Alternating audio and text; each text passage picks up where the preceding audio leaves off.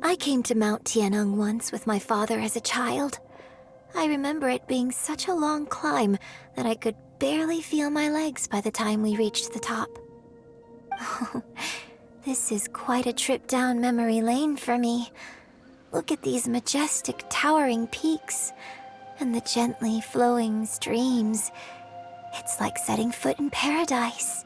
No wonder the legend of the divine damsel of devastation is said to have taken place here. Adepti wander oft where mortals seldom stride. Indeed, this looks like a place that one might expect to be frequented by Adepti. The Divine Damsel of Devastation is your upcoming opera, right? And the story takes place in Mount Tianheng. Huh. Seems like you have a real connection with this place. What's the story about, though? It's the story of a girl becoming a hero. Cool. A hero story? They're Paimon's favorite! The legend first arose in this area. It is said that there used to be a prosperous village on the mountain. In that village, there was a loving couple who were completely devoted to one another. One day, a terrifying monster appeared. The wife was out collecting herbs and was captured by the monster. Her husband was so distraught at the news that it broke his spirit and drove him to madness. The vile and vicious monster told the villagers, "If you want to live, you must sacrifice a child to me." What a nasty piece of work! Paimon sure hopes this monster gets put in its place! But the monster was so terrible and so strong that all within the village were terrified of it. They had no choice but to give in to the monster's demand. Just while they were discussing whose child would be given over to the monster, a little girl suddenly stood up and came forward. No! Don't do it, little girl! Unbeknownst to anybody else, she was concealing an exorcist's blade. She approached the monster's lair, feigning fear and trepidation. When she finally arrived, she courageously drew her sword and entered into a fierce struggle with the monster, from which she eventually emerged as the victor. Her extraordinary abilities drew the attention of the Adepti, and they took her as one of their own. Her story became the stuff of legends. But alas, the paths of mortals and Adepti seldom cross, and she would never again re-enter the mortal world. And so, destined to grace the mortal realm for but a brief moment, she vanished like a wisp of smoke into thin air. That's how the opera ends. I really like this story. But I personally think that perhaps the little girl was not as brave as the opera makes her out to be. I'm not sure she deserves all the praise she is given. I've never considered that before. Opera is always an interpretation of the events it purports to portray. A certain degree of deviation from the truth is always inevitable. When my father wrote the script for this play, I suppose his intention was to inspire his audience with the character of the divine damsel. I think it's a great story. The ideal story. Well, it sure inspired Paimon! Let's go get ourselves some Star Splinter Iron! Yeah!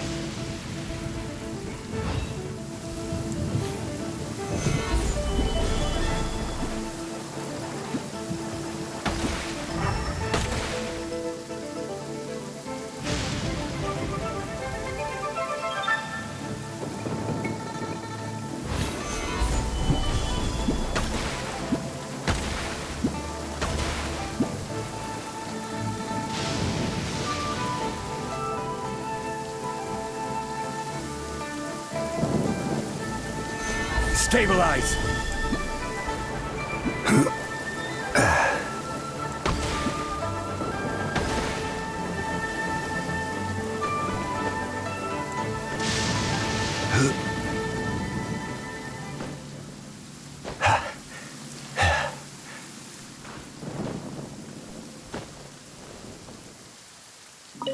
There should be enough Star Splinter iron.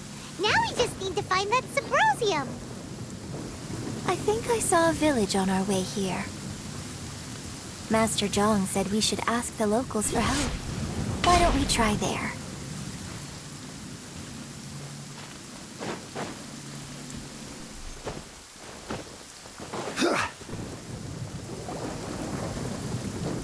Hey, there really is someone here.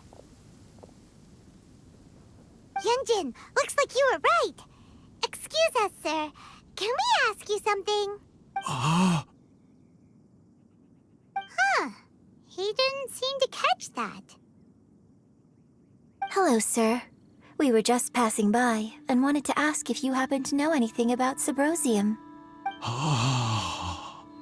Is he trying to tell us to look for clues in the village?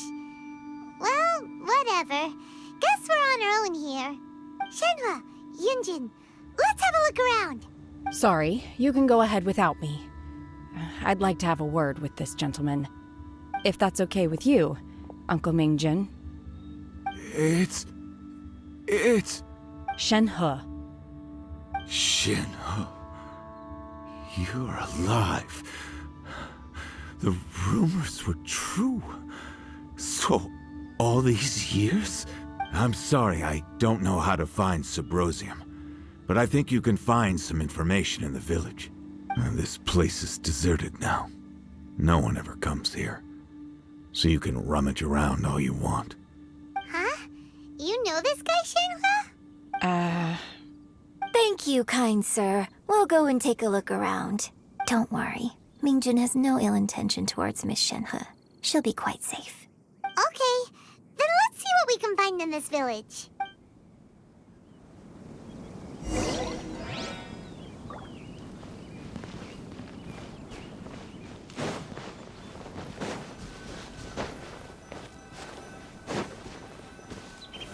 Gather!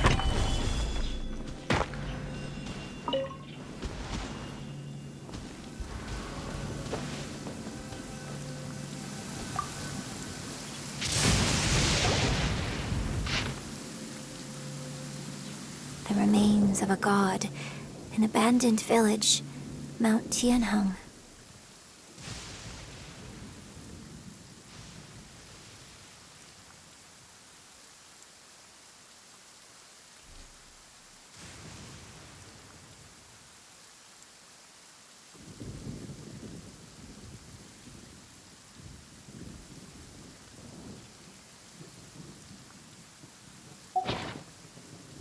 Does this mean that the true story of the divine damsel of devastation happened right here? The time frame certainly matches, so it seems we're in the right area. Let's keep looking around.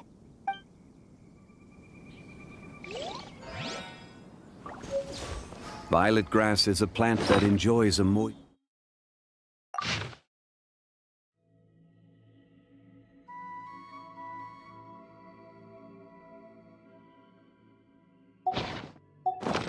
environment and is best picked after it rains.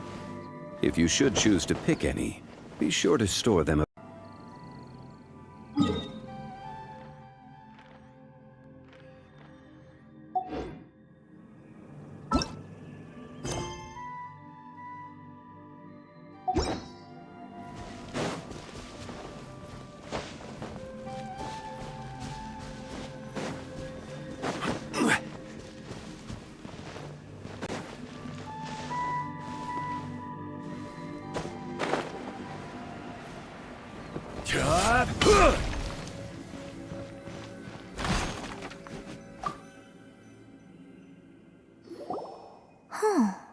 What's this?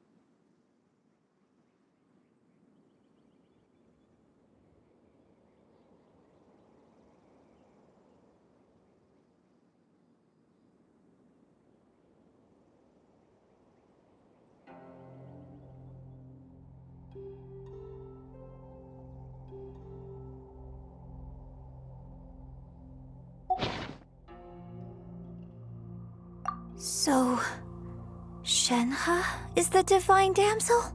Now that I think about it, she does behave rather like an adeptus, and she is about the right age.